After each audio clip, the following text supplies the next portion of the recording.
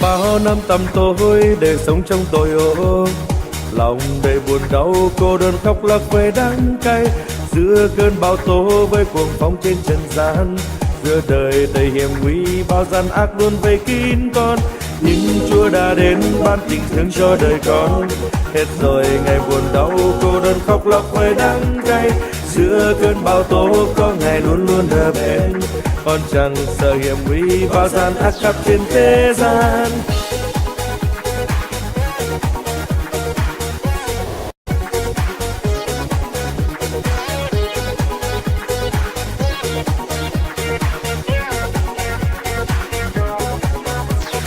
Ngài là ánh sáng soi dọi lối trên trần thế tối tăm. Tình yêu thương Chúa luôn sưởi ấm tâm hồn con. Nhiều khi vấp ngã cũng nhiều lúc hoạn nạn đến với con, đường trong cánh Chúa con cảm thấy luôn bình an. Ngài là ánh sáng soi dọi lối trên thế tối tăm. Tình yêu thương Chúa luôn sưởi ấm tâm hồn con. Nhiều khi vấp ngã cũng nhiều lúc hoạn nạn đến với con, đường trong cánh Chúa con cảm thấy luôn bình an.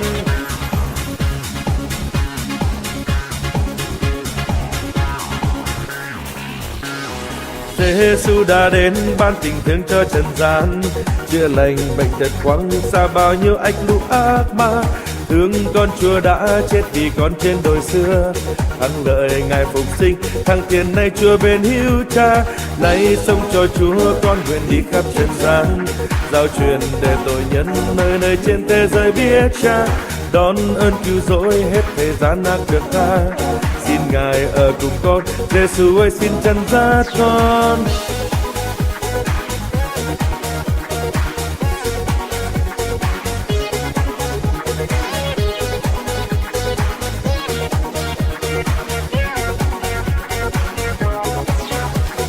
Ngài là ánh sáng soi dọi lối trên trần thế tối tăm. Tình yêu thương Chúa luôn sưởi ấm tâm hồn con. Nhiều khi vấp ngã cũng nhiều lúc hoạn nạn đến với con, đường trong cánh Chúa con cảm thấy luôn bình an. Ngài là ánh sáng soi dọi lối trên trần thế tối tăm. Tình yêu thương Chúa luôn sưởi ấm tâm hồn con. Nhiều khi vấp ngã cũng nhiều lúc hoạn nạn đến với con, đường trong cánh Chúa con cảm thấy luôn bình an.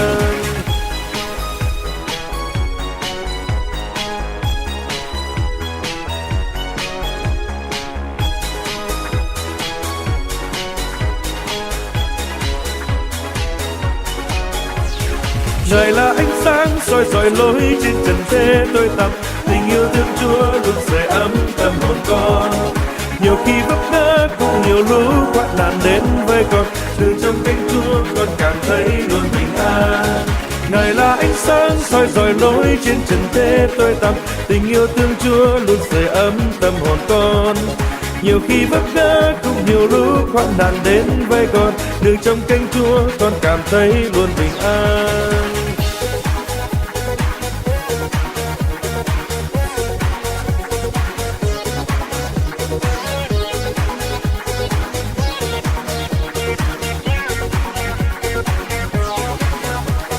Ngài là ánh sáng soi dọi lối trên trần thế tối tăm.